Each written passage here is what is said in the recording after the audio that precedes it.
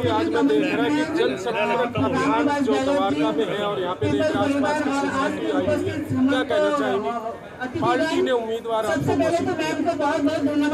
Bharatiya Janata party के प्रधानमंत्री श्री नरेंद्र मोदी जी और राष्ट्रीय अध्यक्ष जगत प्रकाश नड्डा जी और प्रदेश अध्यक्ष वीरेंद्र सचदेवा जी ने मुझे पश्चिमी लोकसभा से प्रत्याशी बनाया। द्वारका मेरी कर्म भूमि है, मैं यहाँ से निगम पार्षद हूँ और मेरे साथ में रामनिवास जी, हम दोनों बहन भाई द्वारका से हैं। द्वारका की एक अलग तरह की कॉन्स्टिट्यूंसी है। जो व्यक्ति अगर मान लीजिए चुना हुआ है, उसके लिए अगर वो जाता है किसी अनऑथराइज कॉलोनी में या जेजे में और फिर वो द्वारका आए तो उसे लगेगा सब अच्छा तो है, खामखा में शिकायत कर रहे हैं। लेकिन क्योंकि मैं द्वारका की हूँ तो मुझे पता है कि वो प्रॉब्लम उनकी अपनी जगह है, लेकिन हमारी प्रॉब्लम अपनी जगह है। तो इन प्रॉब्लम्स को मैं अच्छे से समझती हूँ और आज मैं अपने घर में द्वारका में मैंने पहली मीटिंग शुरू की है पीपल अपार्टमेंट से और आसपास के सभी हमारे साथी जो अपार्टमेंट से हैं वो आए हैं और हमारे प्रीतपाल जी भी हमारे गुरुद्वारा सिंह साहब से हैं सेक्टर 11 से, वो भी आए हैं।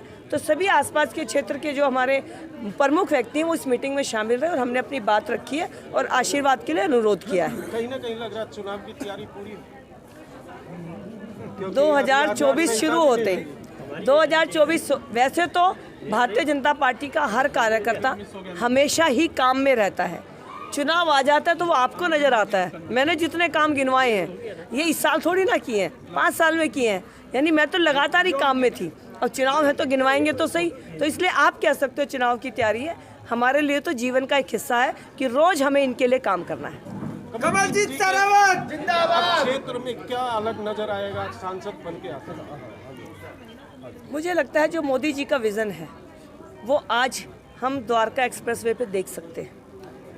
मोदी जी का विज़न हम भारत दर्शन पार्क जो सेक्टर 10 में बन रहा है उसमें देख सकते हैं। मोदी जी का विज़न 3 स्पोर्ट्स कॉम्प्लेक्स द्वारका को मिले हैं उसमें देख सकते हैं। तो जैसे मेरा विज़न द्वारका को लेकर अलग है, मोदी जी का विज़न भी इस कॉलोनी को लेकर अलग है।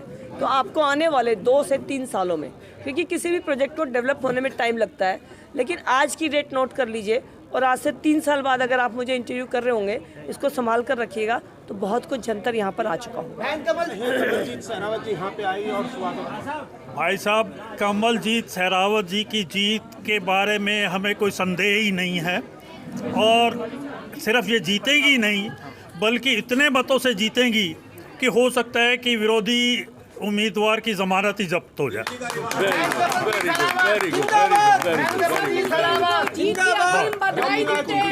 कमलजीत शेरावत को जीत की अग्रिम बधाई, बहुत बहुत बधाई। द्वारका वासियों ने जो पीपल अपार्टमेंट से शुरुआत की है, यहाँ के सेक्टर 17 के लगभग सभी पॉकेट्स और सभी जो प्लॉटेड एरिया हमारे ABC ब्लॉक, उनके सभी प्रेसिडेंट, सेक्रेटरी और आसपास के सभी लोग यहीं पे आए।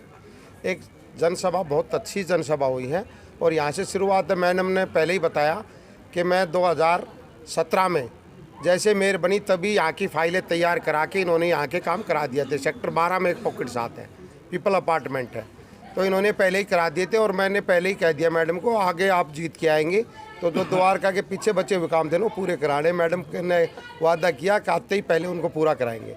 जो द्वारका विकास है वो उस रुकने वाला नहीं है।